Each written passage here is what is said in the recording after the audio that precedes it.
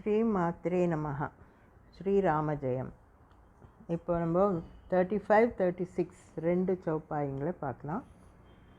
और देवता चित्तन धरई हनुमत सेई सर्व सुख करई संकट हरई मिथई सब पीरा जो सुमिरई हनुमत बलवीरा. அது ரெண்டும். இதில் வந்து 35 வந்து और देवता चित्तन धरई हनुमत सेई सर्व सुख करई. அது 35வது. அதில் முதல் லைனில் और देवता चित्तन धरई, और தேவதானா வேறு தெய்வங்கள், அதர் டெய்டீஸ் அப்படின்னு அர்த்தம். வேறு தெய்வங்களை சித்த ந தரயி, சித்தத்தில் கொண்டு வராதீங்க. ந தரயி, don't have them in your minds அப்படின்னு அர்த்தம். வேறு தெய்வங்களை மனசில் கொண்டு வர வேண்டாம் அப்படின்றாரு துளசிதாசர். ஏன் அப்படின்னா, ஹனுமத்தை சேய், ஹனுமான சேவிங்க. ஹனுமத்தை சேயி, சேயின்னா வழிபடுங்க, வர்ஷிப் பண்ணுங்க. ஹனுமானை சேவிச்சாலே சர்வ சுக கரை, எல்லா சுகமும் கொடுப்பார். சர்வ சுக, ஆல் ஹாப்பினஸ், எல்லாமே நமக்கு என்னென்ன வேணுமோ எல்லாத்தையுமே அவரே கொடுப்பார். புரியுது இல்லையா? ஈஸியாக இருக்குது இந்த சௌப்பாய். அவர் தேவதானா வேறு எந்த தெய்வங்களையும் மனசில் கொள்ள வேண்டாம். அதாவது மனசில் அவங்கள தியானிக்கணுமா அப்படின்னு நினைக்க வேண்டாம். ஹனுமத்தை செய், ஹனுமான சேவிங்க, அவரை மட்டும் கும்பிடுங்க. ஏன்னா அதுவே போதும். சர்வ சுக கரை, அவரே எல்லாம் கொடுப்பார். அதுதான் அர்த்தம் அப்படின்னு துளசிதாசர் சொல்கிறார். இப்போ நம்ம நிறைய தான் நம்ம ஹிந்துயிசமில் நமக்கு நிறைய தெய்வங்கள் தான், எத்தனையோ எல்லா தெய்வங்களையும் தான் கும்பிடுவோம். நமக்கு அந்த பழக்கம் உண்டு. அது தப்பு இல்லை, அந்த மாதிரி கும்பிட்றதுல ஒன்றும் தப்பு இல்லை. ஆனால் துளசிதாசர் தன் பழக்கத்தை, தன் நம்பிக்கையை சொல்கிறார். அவர் ஒரு நல்ல ஒரு ஹனுமான் பக்தர். ஹனுமான் அடுத்த ராமர், அவங்கள தான் கும்பிட்றவர் அவர். அதனால் அவர் ஒரு தீவிர ஹனுமான் பக்தர்ன்றதுனால அவர் தன்னுடைய எக்ஸ்பீரியன்ஸை சொல்கிறார். ஹனுமான் ஒருத்தரை கும்பிட்டாலே போதும், அவரே நமக்கு எல்லாம் கொடுப்பாரு. எல்லாமே எல்லா சௌப்பாயங்களையும் அதுதான் சொன்னார் இல்லையா? அவங்களுக்கு பலம் வேணுமா, ஆரோக்கியம் வேணுமா, ஞானம் வேணுமா, செல்வம் வேணுமா, சித்தி வேணுமா, எல்லாம் இவரே கொடுக்குறார். அதனால் நீங்கள் வேறு எந்த தெய்வம்னு தேடிக்கின்னு போக வேண்டாம். ஸோ அவர தேவத்தானா சம் அதர் டெய்டீஸ்ன்னு அர்த்தம். அந்த மாதிரி வேறு தெய்வங்களை தேடாதீங்க, இவரே போதும் அப்படிங்கிறாரு. இப்போ நம்ம ஐயோ எனக்கு பணம் வேணும், பண கஷ்டத்தில் இருக்கிறேன், யாரை கும்பிடணும், லக்ஷ்மிக்கு பூஜை பண்ணலாமா, அப்புறம் ஆரோக்கியம், உடம்பே சரியில்லை, ஆரோக்கியத்துக்கு யாரை கும்பிடலாம், இப்படி தான் நம்ம யோசித்து நம்ம ஒவ்வொரு பூஜைகளும் பண்ணுவோம். நிறைய பூஜை ரூமில் நிறைய படங்கள் வச்சுருக்குறோம். அதில் ஒன்றும் தப்பு இல்லை, எல்லாமே செய்யலாம். நமக்கு நம்ம இதில் நம்மளுடைய பழக்கங்கள் எப்படின்னா, நம்ம ஹிந்துயிசமில் பார்க்குறதெல்லாம் தெய்வம்தான், எதை பார்த்தாலும் எல்லாமே கடவுள் தான். அந்த மாதிரி தான் நம்ம பழக்கம். அதில் சொல்லப்பட்டது கூட அப்படி தான். பஞ்சபூதங்களும் தெய்வங்க தான். ஒரு மரத்தை பார்த்தா மரமும் ஒரு தெய்வந்தான். மரத்தை சுற்றி வருவோம், மரத்துக்கு பொட்டு வைப்போம் இல்லையா? அந்த மாதிரி மரம், செடி, கொடி, அனிமல்ஸில் எத்தனையோ பறவைங்க, எல்லாமே தெய்வம். எதை பார்க்குறோமோ எல்லாம் தெய்வந்தான். சூரியன், எல்லா பஞ்சபூதங்களும் தெய்வங்க தான். ஸோ அந்த மாதிரி நமக்கு அப்படியும் நம்ம வழிபடுறது உண்டு. ஸோ ஒவ்வொன்றுத்துக்கு ஒரு நாளைக்கு ஒரு கடவுள்னு வழிபடுறவங்களும் இருக்கிறாங்க இல்லையா? அந்த மாதிரி அதில் என்ன அர்த்தம்னா, நம்ம பரமாத்மாவை பலவிதமாக பார்க்குறோம். வேரியஸ் எல்லா ஆப்ஜெக்ட்ஸ்லேயும் பரமாத்மாவை பார்க்குறோம். அதனால் நம்ம அத்தனை தெய்வங்களாக கும்பிடுறோம். அப்படியும் பண்ணலாம். இல்லை எல்லாரையும், எல்லா கடவுளுங்களையும், எல்லா விதவிதமான இந்த வேரியஸ் ஃபார்ம்ஸில் இருக்கிற எல்லா கடவுளுங்களையும் ஒரே ஒன்றா நினச்சும் கும்பிடலாம். ஒரே பரமாத்மா. நீ ராமனை கும்பிட்டாலும், கிருஷ்ணரை கும்பிட்டாலும், சிவனை கும்பிட்டாலும், பிள்ளையார் கணேசனை கும்பிட்டா எல்லாரும் ஒரே பரமாத்மா தான். அப்படின்னு நினச்சி ஏதாவது ஒன்றை பிடிச்சிக்கோ, உடும்புப்படியாக பிடிச்சிக்கோ அப்படின்னு சொல்கிறவங்களும் இருக்கிறாங்க. ஏதாவது ஒரு தெய்வத்தை கட்டியாக பிடிச்சிக்கோ, அதை அவங்களே நம்பி கும்பிடு அப்படி சொல்கிறவங்களும் இருக்காங்க. ஸோ ரெண்டும் கரெக்டான வழிங்க தான். அந்த துளசிதாசர் தன்னுடைய எக்ஸ்பீரியன்ஸு தான் பண்ணுற அந்த ஃபாலோ பண்ணுற வழியை நமக்கு சொல்கிறார். இப்படி அவரை தெய்வத்தான் வேறு தெய்வங்களை நீங்கள் தேடி போக வேண்டாம், ஹனுமத்தை சேவி, ஹனுமானை வழிபடுங்க, சர்வ சுகமும் அவரே கொடுப்பார். அதுதான் 35th சௌப்பாய், அது பார்த்தோம். அடுத்தது 36th சங்கடஹரை மிட்டை சபு பீரா ஜோசுமிரை ஹனுமத பல வீரா. அதாவது சங்கடஹரை, சங்கடங்களை போக்குவார். ஹனுமானே மட்டும் கும்பிடுங்கன்னு சொன்னார் இல்லையா? கும்பிட்றதுனால என்ன ஆகும்? சங்கடங்களை, அதாவது நம்மளுடைய ப்ராப்ளம்ஸ், டிஃபிகல்ட்டிஸ், என்னென்ன ட்ரபிள்ஸ் இருக்குதோ அதெல்லாம் போக்கிடுவார். மிட்டை சபு பீரா, பீரா இது இந்த வேர்டெல்லாம் முன்னையும் பார்த்துருக்குறோம். பீரான்னா பீடைகள், பீடைங்கன்னா துக்கம், துன்பங்கள், சாரோஸ். ஸோ நமக்கு வர்ற ப்ராப்ளம்ஸ் ஒரு ட்ரபிள்ஸ் என்னென்னா நம்மளை கஷ்டப்படுத்துதோ அதெல்லாம் சங்கடம். சங்கடங்கள்லாம் போகும், பீடைங்கள்லாம் போகும். பீடைங்கள்னா நம்ம துன்பங்கள், சாரோஸ் எல்லாம் கூட எதுக்கு வருத்தப்படுறோமோ அதெல்லாமும் போயிடும். மனசு நிம்மதி இல்லாத இருக்குதுன்னா அதெல்லாமும் போயிடும். பீடைங்க, சாரோஸ். கொஞ்சம் பெருசு சங்கடங்கன்னா கொஞ்சம் டிஃபிகல்ட்டிஸ், அதாவது வர்ற ப்ராப்ளம்ஸு, லைஃப்பில் வர்ற ட்ரபிள்ஸு நம்மளை ரொம்ப கொஞ்சம் கஷ்டப்படுத்துதுன்னா அதெல்லாம் சங்கடங்க. கொஞ்சம் கொஞ்சமாக மன வருத்தம் கொடுக்குதுன்னா அதெல்லாம் பீடைங்க. அந்த மாதிரி ரெண்டுமே ஹட்டை கட்டை. இப்போ இந்த வேர்ட்ஸ் பாருங்கள், முதல்ல சங்கட ஹரைன்னு இருக்கும், சில புக்ஸில் சங்கட ஹரை, சிலத்தில் சங்கட கட்டைன்னு இருக்கும், சிலத்தில் சங்கட ஹட்டைன்னு இருக்கும். இந்த 3 வேர்ட்ஸில் ஏதாவது ஒன்று இருக்கும். முதல்ல சங்கட கட்டை, சங்கட ஹட்டை, சங்கட ஹரை. எதில் சொன்னாலும் மீனிங் கிட்ட ஒன்று தான். ஹரை, ஹரைன்னா அதாவது தொலைஞ்சு போயிடும்னு அர்த்தம். ஹரைனா அது தொலையும், சங்கடங்களெல்லாம் தொலையும். கட்டைனா கட்டாயிடும், அருந்து போயிடும். ஹட்டைனா தள்ளி போயிடும், ஒதுங்கி போயிடும். அந்த மாதிரி மீனிங்ஸ். ஸோ எல்லாமே அந்த மாதிரி ஒரு அந்த மீனிங்கில் தான் வரும். ஸோ ஹட்டையும் சொல்லலாம், கட்டையும் சொல்லலாம், ஹரைன்னும் சொல்லலாம். அப்புறம் மிட்டை சபு பீரா. மிட்டைன்னா என்ன? அழிஞ்சு போகிறது. அதாவது வைப் ஆஃப் ஆகிடும், அப்படியே தொடச்ச மாதிரி தொடச்சிக்கின்னு போயிடும். எது? சாரோஸ், துன்பங்கள்லாம் துடைக்கப்படும். அந்த மாதிரி. ஸோ சங்கடங்களும் பீடைங்களும் நம்ம துன்பங்களும் எல்லாமே தொலைஞ்சு போயிடும், அழிஞ்சு போயிடும், நசிச்சு போயிடும், அருந்து போயிடும். அந்த மாதிரி மீனிங்ஸில் வரும். சங்கட ஹரை மிட்டை சபு பீரா, எல்லா துன்பங்களும் போயிடும். எப்போ போகும்னா யாருக்கு போகும்? ஜோசுமிரை ஹனுமத பல வீரா. ஜோனா ஹூஎவர், யார் ஒருவன், ஹூஎவர், யாரெல்லாம் ஹனுமான சுமிரைன்னா ஸ்மரணம் பண்ணுறது, தியானிக்கிறது. ஸோ ஹனுமானை யார் யார் தியானிக்கிறாங்களோ அவங்களுக்கு இதெல்லாம் சங்கடங்களும் போயிடும், பீடைங்களும் துன்பங்களும் போயிடும். ஹனுமான் எப்பேற்பட்டவர்? பலவீரா. அவர் பலமும் வீரமும் கொண்டவர். அந்த பலமும் வீரமும் கொண்ட ஹனுமானை யார் ஒருத்தர் தியானம் பண்ணுறாங்களோ, சுமிரைன்னா தியானம், ஸ்மரணம், யார் தியானம் பண்ணுறாங்களோ அவங்களுக்கு சங்கடங்களும் பீடைங்களும் தொலைஞ்சு போயிடும். அதுதான் 36. ஸோ 35, 36 ரெண்டுத்துலேயுமே துளசிதாசர் என்ன சொல்கிறாரு? ஹனுமானை சேவிங்க. ஹனுமானை சேவிக்கிறதுனால, அவரை வர்ஷிப் பண்ணுறதுனால என்ன பலன்? இதுக்கு முன்னே சொன்னார், அதான் மோட்சம் கிடைக்கும்ன்ற வரைக்கும் சொல்லிட்டாரு.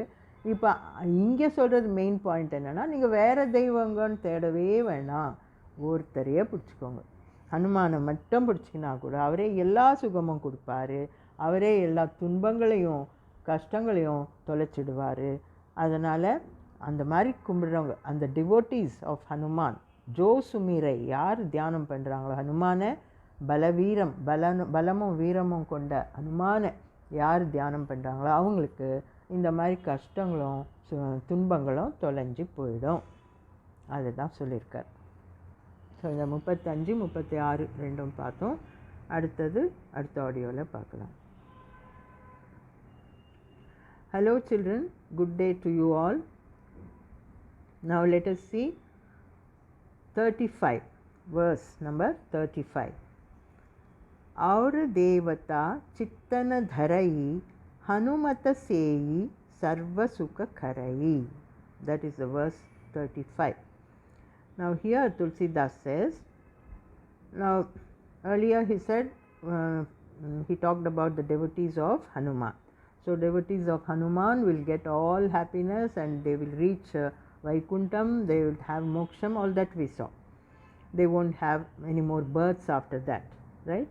Now here he says, Aura Devata Chittana Dharayi means don't go for other deities. Aura Devata means other, different, various other deities. Don't go for other various gods. Pray only to Hanuman. You can just meditate or worship only Hanuman. Aura Devata Chitta. Chitta means your mind. Don't bring in. Na dharayi. Na dharayi means don't have or don't bring in any other deity into your minds. Chittam. Chittam means mind. Don't bring in any other deity into your minds. Aura Devata, other deity, in your minds don't bring. Na dharayi. Because Hanumata say, if you worship Hanuman, that is enough. He will give Sarva Sukha Karayi. He will give you all the happiness. Sarva Sukha, all the happiness. See, that is the meaning of this verse. So Tulsidas says, worship only Hanuman. Hanumata Seyi means worship Hanuman. Sarva Sukha, he will give all happiness. So you need not go for other deities. Don't bring in other deities into your minds. Chittana dharayi. Got the meaning, all of you? Now that is what Tulsidas says here. Now you will now be confused. You will say that why we have so many other gods. We have now in your home, in your own puja room, you will find the pictures of so many gods, right? We have Ganesha, we have Shiva Parvati, we have Muruga, we have Rama, Krishna, Lakshmi, Saraswati, so many pictures all around, full of puja room. Then why other god? I should not pray to other gods means why does Tulsidas say like that? See, what we do is we pray Ganesha and say Ganesha will give us wisdom, right? Wisdom. And then Shiva Parvati, they give us happiness. Muruga gives also wisdom. And Rama gives all good qualities. He is a very noble person. So he gives us all good qualities. Krishna gives us victory. Then Lakshmi gives us money. And Saraswati. Say Saraswati gives us good education. That is also god of education, god of wisdom, goddess of wisdom she is. So all students pray to Saraswati, we say, children. So like this we have a god for each quality or each whatever we need, we pray to one god like that. So that is also, we do that. That is our practice. We do that at home, everywhere, and we have so many temples around. Different various gods are there, various deities are there. But Tulsidas says, what he says is, you need not go for all other deities. Don't try to bring in other deities into your minds. Don't be confused with so many different deities. Just pray only to Hanuman. He will give you everything. That he says because he does like that. Now Tulsidas is a staunch devotee of Hanuman. He prays only to Hanuman and Rama. That's all. So he says, because he is doing that, he is telling us to follow the same. There's nothing wrong in it. See, we can do it in either way. We can also pray to all gods. We can also take only one form of deity and pray to him. Anything is possible. Now when we say various forms, these Ganesha, Muruga, Shiva, Parvati, all these, who are they? They are all various forms of Paramatma. God is only one. God is one, that's all. You don't have so many gods. God is just one. But they take these different forms. Sometimes they appear as Shiva, Parvati to some people. They appear as Vishnu to some people. They appear as Rama and Krishna to some people. Like that, you can pray to them in any form like that. So you need not worry about that. Now how come now I always pray to Ganesha whenever I go to school. In the morning I pray to Ganesha and go. Should I stop it now? No, nothing like that. You can worship all the forms of God, or you can worship any one God and see all other forms in the same God, in the same form. That is also possible. But now as children you will be confused like that. You need not do what you have been doing all these days. If you have been worshipping Ganesha, do that. If you have been worshipping Krishna, do that. And also worship to Hanuman. As I told you, Hanuman will be with you like a friend and he will help you. That much you can understand. But for that matter, you don't have to stop worshipping Krishna. You don't have to stop worshipping Ganesha if you have already been doing that.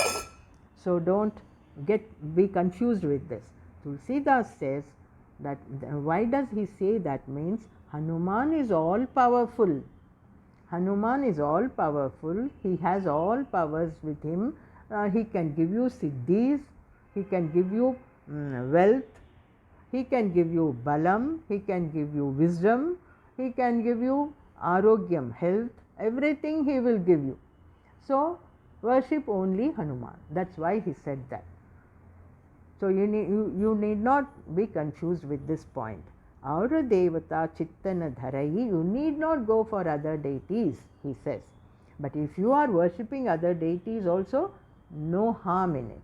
You can do that. Hanumanta will give all the sukham, all happiness. He alone can give you. That's what he said in this 35th verse. But you need not be confused with that. So Hanuman gives everything, and other gods also give you all. Rama, if you worship Rama, Rama also will give you everything. So don't be confused with this verse. You can do as you have been doing.